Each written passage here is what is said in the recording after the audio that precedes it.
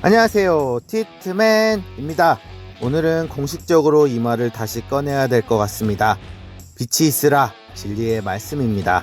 네, 그 이름 말릭 비즐리, 티트맨 채널에서만 통하는 그 이름. 지난 시즌 전반기도 끝나기 전에 프랜차이즈 3점 기록을 깨버렸던 그가 다시 기로 돌아옵니다. 11월 4일 어제 비즐리께서 스냅챗에 이렇게 썼는데요. 이번 주 디트로이트에 간다. 왜일까?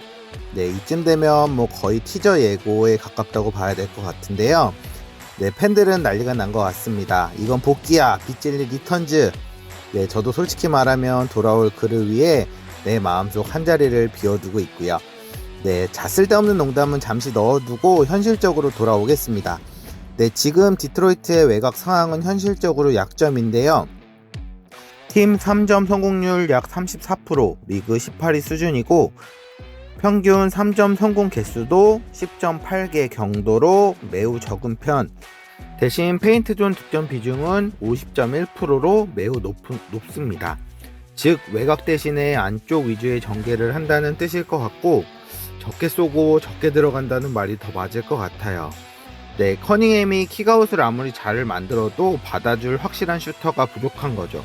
네, 결국 스페이싱의 부재는 코트를 좁게 만들고 볼 무브 제한, 결국은 상대 수비에 선택지를 좁혀주는 꼴밖에 안 될 것 같습니다.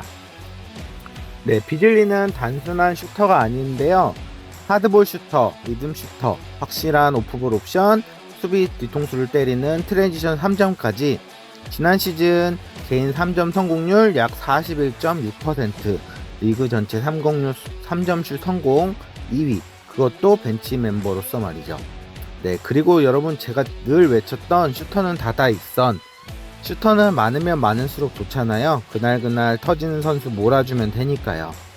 네, 비즐리 복귀 시 시나리오 한번 그려보면 커닝햄이 킥아웃에 이은 비즐리의 코너 3, 지금은 찾아볼 수 없는 빠른 트랜지션에서의 3점, 공 흐름이 죽었을 때 풀업 점퍼를 꽂아줄 수 있는 하드볼 슈터.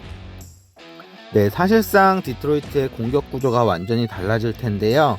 스페이싱으로 현재 페인트 존에서의 강점도 더 살아나면서 외곽 공격까지 생산성이 올라간다면 커닝햄이 막히던 공간이 열리고 듀렌이 올인할 때 헬프 수비수가 좀 늦게 될 수밖에 없습니다. 네, 그것이 바로 비즐리 효과.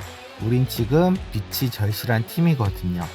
네, 그리고 비즐리는 시즌 초반 그걸 채워줄 유일한 존재일 것 같습니다. 네, 8월 말 연방 수사 당국에서는 무혐의 수사 대상 아님을 통보했고 9월 초에 들어서 NBA가 자체 조사에 착수를 시작해 아직까지 어떤 내용도 발표하고 있지 않은데요.